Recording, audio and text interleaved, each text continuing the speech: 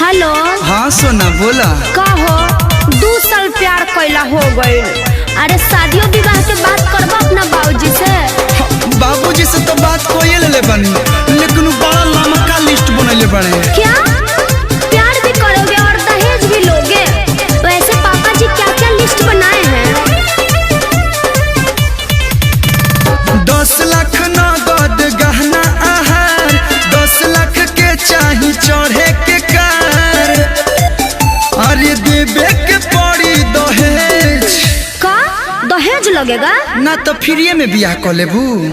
मुँह मारो arrange marriage के। 10 लाख नगद, 10 लाख के गहना, 10 लाख के कार, तक कहाँ जाइ है करे वाला प्यार? ऐसे बढ़िया तो लव मैरिज बा। कैसे? लहसुन खर्चा एकर। 10 रुपया के बड़ा माला मिलेगा, 10 रुपया से नूर में लगेगा। 20 रुपया और 200 में पंडित जी मैनेज।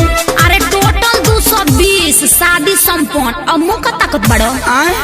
ऑरेंज मैरिज के दूर से बोड़ लागो।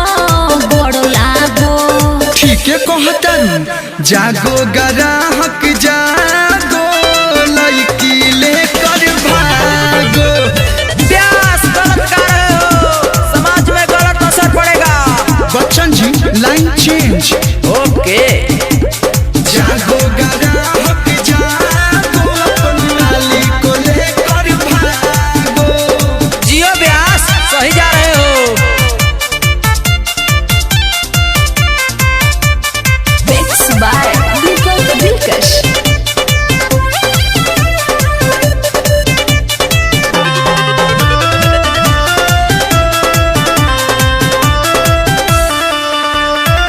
कर्जा लेके जुटाबे लोग पैसा, हो जाला टेंशन भारी हो।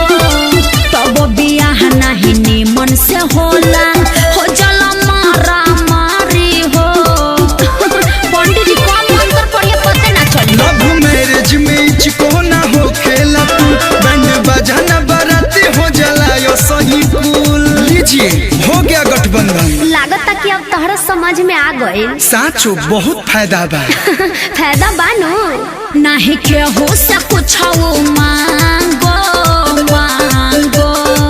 तो कृपया ध्यान दे। जागो ग्राहक जागो, लड़की लेकर भागो। सॉरी भूल गए थे। जागो ग्राहक जागो, अपनी वाली को, अपनी बाबू को, अपनी सोना को लेकर जितना जल्दी हो भागो। प्यास बड़ा बानू।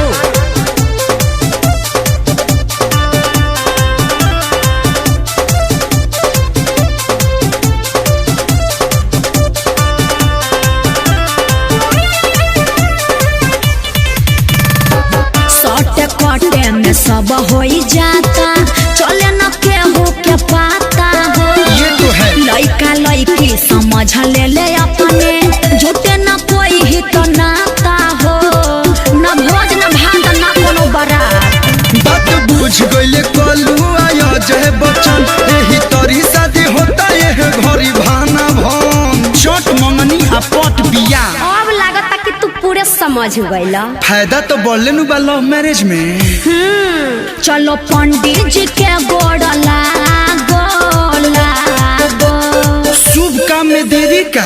जागो ग्राहक जागो, लड़की लेकर भागो। प्यास अमन बा।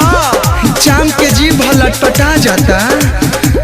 जागो ग्राहक जागो, अपनी वाली को लेकर भागो। दहेज लेना पाप है, इसीलिए सभी गार्जियन लोगों से रिक्वेस्ट है कि प्यार करने वाले को मिला दिया जाए। Thank you. ऑरेंज मैरिज के दूर से बोड़ लागो। ठीक है कहतरू, जागो ग्राहक जा